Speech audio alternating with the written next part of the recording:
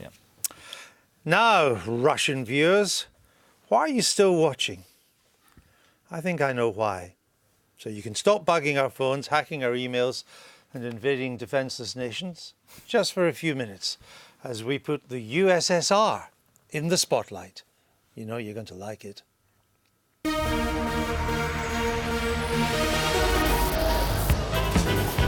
I don't think that Russia today can be compared with the Soviet Union. I don't think it's entirely right to talk about a new. I think it's right to talk about a new Cold War. Really? Russia positioned nuclear-capable missiles in its westernmost region this week. But are they trying to rile NATO and revive Cold War politics? Civil servants spy a red under the bed at number 10.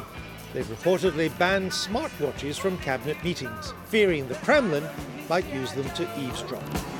But is the real red scare across the pond? The Kremlin, meaning Putin and the Russian government, are directing the attacks, the hacking on American accounts to influence our election.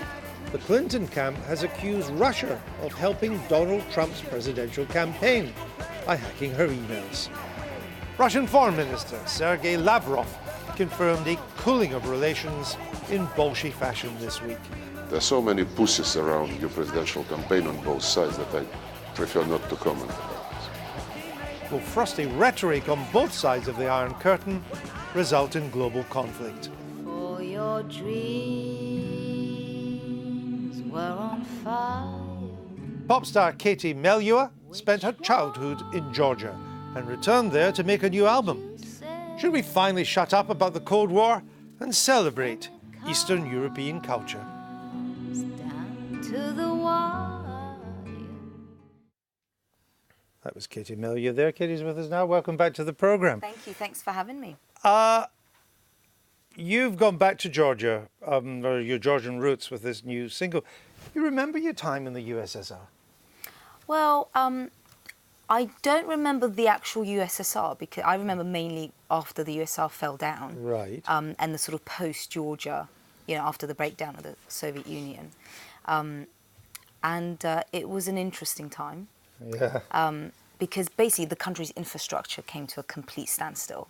So food was rationed, hospitals, schools, everything was just shut down. Like I remember I went to the first 2 years of school, and at wintertime it was closed. Really? So we went in at September and then had to leave in November and then not go back till March. Were people overall glad it had broken down, or were they worried? Well, no, because they had an infrastructure. That worked. And yeah, they had jobs. It was funny. I was chatting to my mum actually on my last flight to Georgia. And I was saying, and she was telling me about this job that she had. And they had a really interesting relationship to money. Like, they just didn't consider it very important. She said she used to work at this place and she'd get paid once a month, and then she'd give the money to whatever boy was going to take her to a coffee shop. And I was like, but what about, she was like, there was no sense of money being very precious.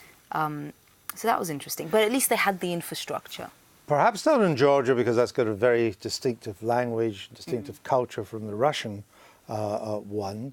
But do you think is there a kind of hankering back in Russia these days for the USSR?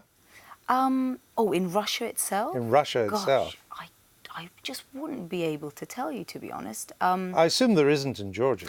I don't know. I mean, I think every country has this obsession with nostalgia, in the sense of the past is better. I think we probably have that here too, don't we? At times. I know we have it with sometime music. in referenda. Yeah, I know we have it with music, certainly. So I think in that sense, yes, but not in any sort of real sense. We are, though, starting to see in some ways Mr. Putin like a Soviet leader, not in terms of world domination or world communism, but certainly in terms of re-establishing a Russian sphere of influence around the mother Russia. Yeah. And we've seen that in the Ukraine and Crimea, even the move into the Middle East with a warm water port in Syria. There is a sense that there is a kind of resurgent Russia again? I mean, he does come across pretty frightening in the press, Frightening, and the media. Yeah, I'd say so.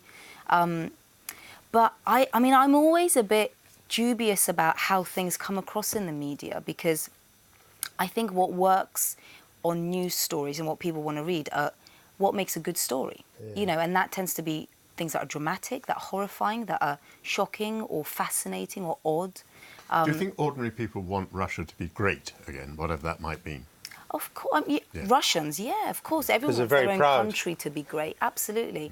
But what I'm most interested in is also realising that these countries, we all know them in the West as having these very difficult and complex political histories.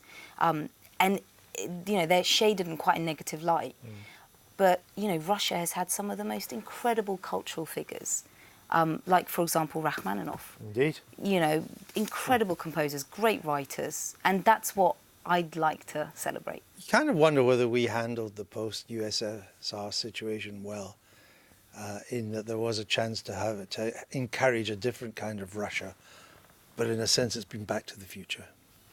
I think it was always the burden of their own history as much as anything, because, you know, remember that famous phrase of the swapping of the tyrannies. Yeah. So they'd gone from the huge kind of sprawling empire of the Tsars, you know, to suddenly the Bolsheviks and the communists for so many years. I mean, I think it was always going to be difficult to get the market to move economy, to a liberal democracy. Liberal democracy, you know, just like that. Maybe we could have done more to help them. Maybe it would have been in more. Too late now. It's a bit of a standoff. Yeah. Katie, what are you up to? What are you doing these days? Well, so I've gone back to Georgia to work with a local choir there. And in Georgia, the polyphonic singing is on the UNESCO intangible list of cultural.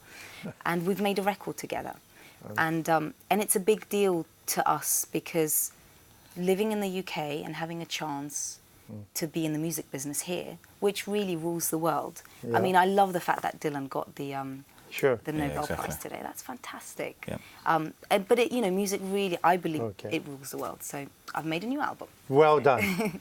Thanks for sharing some time with us tonight. You. That's your lot for tonight, folks, but not for us, because it's Pussy Galore night at Lulu's. And Michael can't wait to exchange some locker room banter. What he has to say about Wagner and the ring cycle, well, it's pretty edgy. But we leave you tonight with the latest episode of Political Life on Earth. David Attenborough at his bravest. Nighty-night, don't let the silverback gorilla bite. I thought he was like a big silverback gorilla prowling the studio. The group of gorillas that lives here has been studied by scientists for several years and has become sufficiently accustomed to human beings to allow you to approach quite close. But you have to behave properly. And you mustn't conceal yourself too well. If you suddenly appeared close to them and took them by surprise, then they would almost certainly charge. Though they may play games, you don't forget that these are the rulers of the forest. And the great silverback is king of the whole group. He's so enormously strong that he need fear nothing except a man armed with a spear or a gun.